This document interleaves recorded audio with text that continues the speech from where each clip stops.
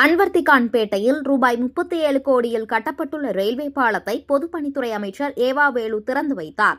ராணிப்பேட்டை மாவட்டம் சோளிங்கர் தொகுதி அன்வர்திகான்பேட்டையில் கீழ்வீதி அமீர்பேட்டை சாலையில் ரயில்வே தடவு எண் 35ற்கு பதிலாக அன்வர்திகான்பேட்டை 37 கோடி மதிப்பில் கட்டப்பட்ட ரயில்வே மேம்பாலம் திறப்பு விழா நிகழ்ச்சி கைத்தறி மற்றும் தொழில்துறை அமைச்சர் ஆர். காந்தி நடைபெற்றது. இந்நிகழ்ச்சியில் சிறப்பு அழைப்பாளர்களாக பொதுப்பணிகள், நெடுஞ்சாலைகள் மற்றும் சிறு துறைமுகங்கள் துறை அமைச்சர் ஏவா வேலு, அரக்கோணம் எம்பி ஜெகத் ரட்சகன் பங்கேற்று 37 கோடியில் கட்டப்பட்ட ரயில்வே மேம்பாலத்தை ரிப்பன் வெட்டி கல்வெட்டு திறந்து வைத்து மேம்பாலத்தை பொதுமக்கள் பயன்பாட்டிற்கு பாலத்தை திறந்து வைத்தார். நிகழ்ச்சியில் மாவட்ட ஆட்சித் தலைவர் முனைவர் ஜே.யு.